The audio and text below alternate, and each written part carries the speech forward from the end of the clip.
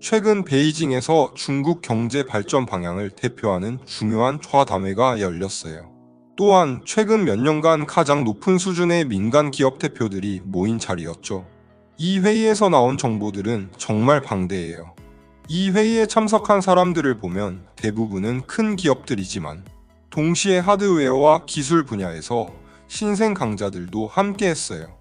예를 들어 로봇 분야에서 주목받고 있는 왕싱싱이라는 젊은 CEO가 첫 번째로 자리했죠. 왕싱싱은 90년대 후반 출생인데 그가 이끄는 회사는 로봇 특허를 200개 이상 보유하고 있고 세계에서 로봇의 출하량이 가장 많아요. 이전에는 미국의 보스턴 다이내믹스가 로봇 시장을 지배했었지만 이젠 중국이 그 자리를 위협하고 있어요. 그 외에도 글로벌 AI 모델을 이끌고 있는 리앙원펑의 딥시크 디프시크가 큰 주목을 받았죠. 리앙원펑은 미국의 AI 거대 기업들이 쓰는 비용의 몇 분의 1을 들여서 중국의 자체 AI 모델을 만들어냈어요. 그만큼 미국의 실리콘밸리 기업들도 놀랄 만큼 큰 변화를 일으켰죠. 이번 회의에서 나온 메시지는 명확해요. 바로 민간 기업들이 경제 성장과 일자리 창출에서 매우 중요한 역할을 하고 있다는 점입니다.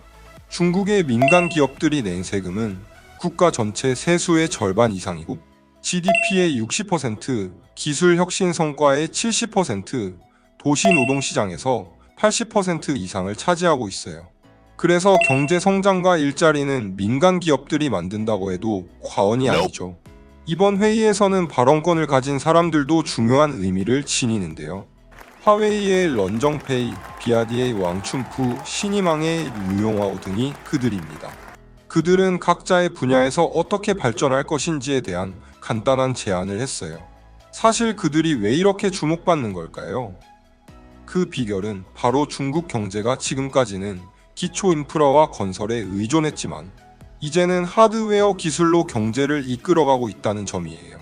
왕싱싱 같은 경우는 로봇 기술을 통해 글로벌 시장을 제패할 가능성이 커요. 그는 이제 90년대 후반 출생의 젊은 CEO인데 이미 세계 시장에서 큰 인정을 받고 있죠. 이와 같은 변화가 일어나는 이유는 이제 세계 경제에서 경쟁은 하드웨어와 기술 혁신에 달려있기 때문입니다. 예전에는 퀄컴, 애플, 구글 같은 기업들이 매년 큰 돈을 벌었어요. 하지만 이제는 중국의 민간 기업들이 이런 기술 혁신을 통해 경제의 중심에 자리 잡고 있죠. 특히 인공지능과 로봇 기술은 앞으로도 계속 발전할 가능성이 크고 앞으로 10년간 이 분야에서 엄청난 기회와 부가 창출될 거예요. 또한 전통 산업도 디지털 혁신을 통해 변화하고 있어요. 예를 들어 중국의 대표적인 양돈 기업인 신이망조차도 스마트 농업을 도입하면서 미래 산업을 준비하고 있죠. 결국 새로운 기술이 산업 전반에 큰 영향을 미치고 있다는 점이 이 회의에서 전달된 핵심 메시지입니다. 결론적으로 이번 회의의 핵심은 바로 기술 혁신이 매우 중요하다는 것이었어요. 특히 인공지능과 로봇, 하드웨어 기술이 앞으로 더욱 중요한 역할을 하게 될 것입니다. 그만큼 이제 중국의 경제는 기술, 혁신을 기반으로 더 큰 성장을 이룰 거라는 점을 모든 사람들에게 확신시켜 주었죠.